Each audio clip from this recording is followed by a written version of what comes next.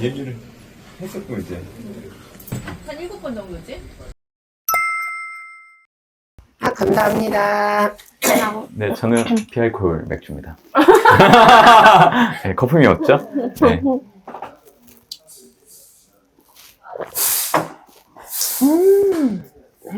안주를 하나씩 다 먹어볼까요?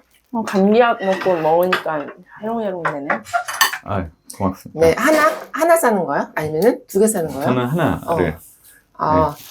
깻잎을 거꾸로 싸먹는 이유. 이 입에 들어갈 때 응. 이 약간 부드러운 면이 입 내가- 안에서 움직이면 이제 먹혀심도 식감이 좋으니까. 내가 아까 이렇게 아, 싸먹었잖아. 그래서 근데 꼭- 그거 보고 이렇게. 그러니까. 꼭 여기다가 뒷면에다가 이렇게 올려놓고 완전 먹는 거. 팁이다. 네. 그리고 참고로 이 집은 제가 좀 좋아하는 집이라서 외부에서 손님을 만나거나 하면 모시고 오는 집이에요. 그래서 나중에 한번 와보시면 되게 좋을 것 같아요. 정말 맛있습니다. 네. 맛있다. 먼저 해야지. 소개를 해야지. 맨날 소개 안 해요. 소개. 저는 대신권에서 글로벌 전략을 맡고 있는 문남중입니다. 내년에 연준이 150bp를 인하할 거다 이렇게 보시는 거잖아요. 네. 그러면 이거는 시장에서 예상하는 것보다는 금리 인하폭이 크단 말이에요. 미국이든 한국이든 증시 흐름이 좋아요.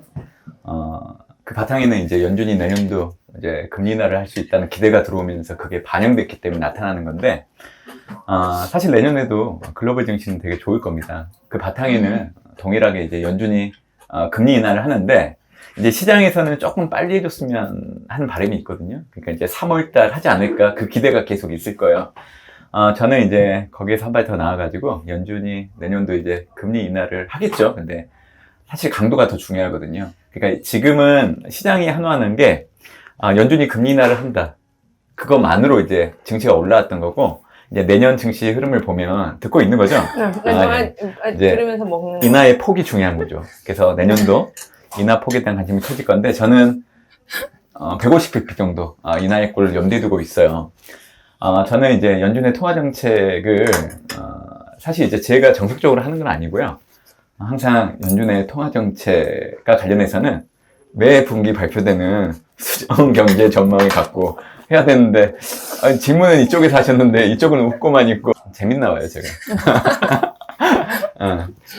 연준은 매 분기마다 수정 경제 전망을 발표를 해요. 근데 이제 저는 그걸 토대로 전망을 하는데, 연준은 항상 가이던스로 숫자 조정을 하고 있는데, 올해 같은 경우 예를 들자면 9월 수정 경제 전망을 할 때 연준이 생각하는 올해 최종 정책 금리의 중위값을 5.6, 그리고 레인지 상단을 5.6으로 수정을 했어요. 올해 10월 달에. 생각해보세요. 중위값이 5.6이고 레인지의 상단이 5.6이에요. 그 얘기는 결국 연준이 지금 현재 정책금리 5.25에서 5.5 여기서 더 이상 올리지 않는다고 그렇게 던져준 거예요. 근데 이거를 여러분들이 믿으셔야 되는데, 그때 당시 파월 연준 의장이 한 번 더 금리를 올릴 수도 있으니까 이 발언을 한 거에만 주목을 했거든요. 근데 중앙은행은 여러분들에게 친절하게 얘기해주지 않아요. 우리 이제 더 이상 금리 인상하지 않을 거야. 예를 들냐면 한국은행 올해 1월부터 금리 안 올리고 있잖아요. 근데 지금까지 한국은행이 여러분들께 친절하게 우리 이제 더 이상 금리 올리지 않아요 라고 얘기는 안 하잖아요. 그러니까 모든 중앙은행들은 그렇게 단도직입적으로 얘기 안 해줘요. 그래서 9월 수정 경제 전망 때 중위값과 레인지 상단이 5.6으로 동일하게 맞춰지면서 사실 연준은 여러분들께 우리는 더 이상 금리를 올리지 않는다고 얘기를 해준 거예요. 그래서 지금 연말까지 금리를 안 올리고 있잖아요. 그래서 내년도 연준의 최종 정책 금리를 전망을 할 때는 이제 12월 수정 경제 전망 중요하죠. 내년도 이제 연준의 최종 정책 금리 중위값은 4.6이에요. 저 얘기하고 있는데 이렇게 자꾸 먹는 데만. 아니, 예. 삼겹살도 있다고 지금. 네. 근데 내년에는 금리 인하를 하기 때문에 레인지 하단 숫자가 중요해요. 그게 3.9예요. 보통 연준이 25, 50, 75 이렇게 금리를 올리거나 내리잖아요. 그래서 내년도 FOMC 일정을 감안한다고 하면 150bp 인하를 한 최종 정책금리 4.0에서 4.25까지 보고 있는 거를 알려주고 있는 거예요. 그래서 저는 여러분들께 그 얘기를 하는 거예요. 연준이 내년도 150bp 인하 최종 정책 금리를 4.0에서 4.25 정도를 염두에 두고 있다. 물론 이제 내년도 3월, 6월, 9월, 12월 발표되는 수정 경제 전망을 통해서 일부 숫자 조정이 있을 거예요. 이제 그때 가면 숫자 조정된 걸 보고 다시 다른 얘기를 좀 드릴 수는 있겠지만 지금으로서는 연준은 내년도 150bp 정도 인하까지 염두에 두고 있다. 그렇게 해석을 해야 되는 거예요. 횟수는요? 횟수는? 횟수가 중요하죠. 지금 시장에서는 3월달 금리 인하를 염두에 두고 있는데요. 그거는 좀 섣부른 생각이 많지 않나라는 생각을 해요. 좀 늦게 할 수도 있어요. 예, 왜냐면 이제 좀 약간 리액션을 해주고 있어요. 아까는 전혀 리액션이 없었는데, 네. 저는 5월달에 이제 연준이 금리 인하를 할 걸로 예상을 하고 있어요. 그렇게 보는 이유는 과거 연준의 금리 인상이 중단됐던 시점, 그리고 금리 인하를 하기 시작한 그 기간을 놓고 봤을 때 95년, 2000년, 그리고 16년, 그리고 18년 때 연준이 금리 인상을 중단하고 금리 인하를 단행하기까지 기간을 놓고 온다고 하면 평균적으로 9개월 정도 걸렸어요. 그렇기 때문에 올해 7월달 연준의 금리 인상 사이클이 끝났거든요. 2023년 7월달. 그래서 그걸 기준으로 적용을 해보면 내년 2분기가 사실은 연준이 금리 인하를 할 수 있는 시점이 되는 거예요. 그래서 이제 저는 5월 FMC가 그 시작점이 될 수 있다라고 얘기하는 거고, 중앙은행은 여러분들이 뭐 금리 인하 해달라고 해서 그 얘기를 듣고 금리 인하를 하진 않아요. 명분이 필요해요. 그러니까 내년도 이제 저는 1분기 때 금리 인하를 단행하기에 앞서서 연준이 금리 인하도 해도 되는 이 명분들을, 네. 또 소매가 엄청 잘 말아. 잘 따세요. 네. 자, 연준의 금리 인하. 금리 인하를 하기 위해서는 명분이 필요한데, 그 명분이 결국 과거 연준이 금리 인하를 단행했을 때, 그때 투자 환경들을 봐야죠. 그러려고 하면 이제 경제 지표를 봐야 되는데, 일단 고용 지표, 그리고 생산 지표, 그리고 물가와 기대 인플레이션율, 그리고 부동산 대출과 관련된 지표들이 중요해요. 미국의 이제 12월 고용 지표가 발표가 되는데 예상치를 보니까 사실 11월 달 비농업 부분 고용자 수가 19만 9천 명이 나왔는데 지금 12월 달 예상치는 거의 15만 명에서 16만 명 정도 예상이 되고 있어요. 그러니까 비농업 부분 고용자 수가 떨어지는 거잖아요. 이거는 되게 현재로서는 좋은 현상이에요. 왜냐하면 연준이 금리 인하를 단행하기 전에는 경제 지표가 무조건 둔화되어야 되거든요. 그러니까 배드 이즈 굿이 되는 거예요. 그렇죠. 그래서 최근에 보면 경제 지표가 잘 안 나오니까 시장에서는 연준이 내년도 금리 인하를 할 수 있다는 그치.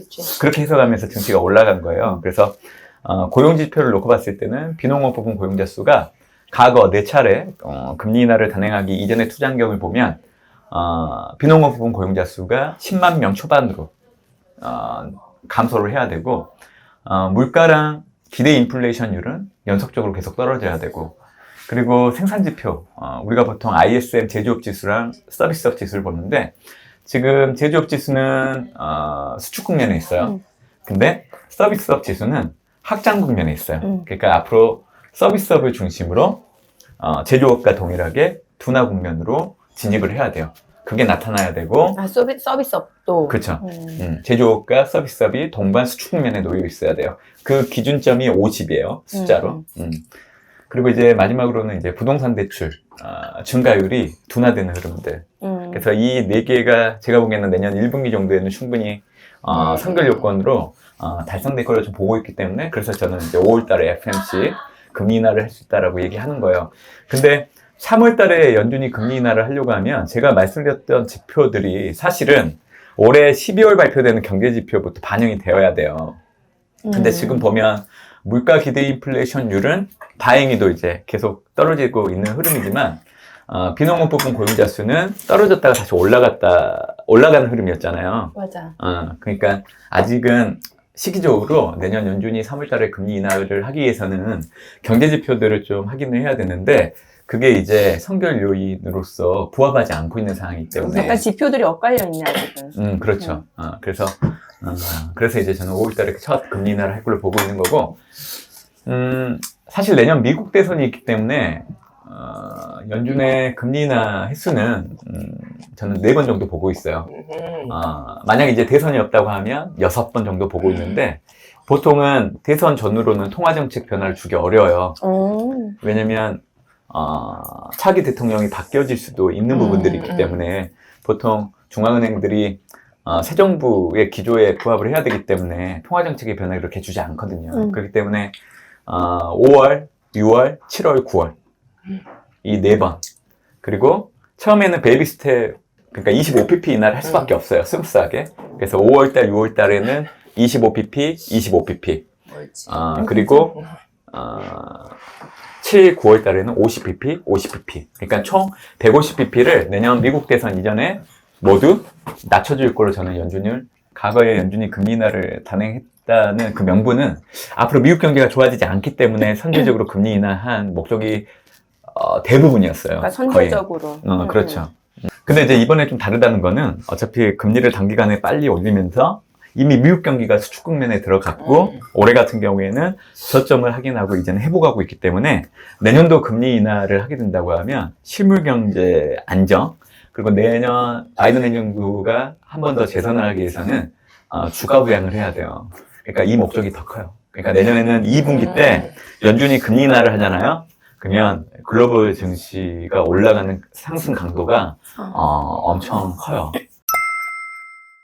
지수로 따지면 미국의 나스닥 그리고 섹터로 따지면 커뮤니케이션, 경기소비재, IT 여기에 하나 더 추가하면 스타일로 보면 어차피 내년도 미국 기업들의 실적은 너무 좋습니다. 그렇게 투자를 해야 되고요. 깔끔하게 결론을 내주셨어. 심지어 시기까지 2분기 전에 사면 된다. 할 수가 없어.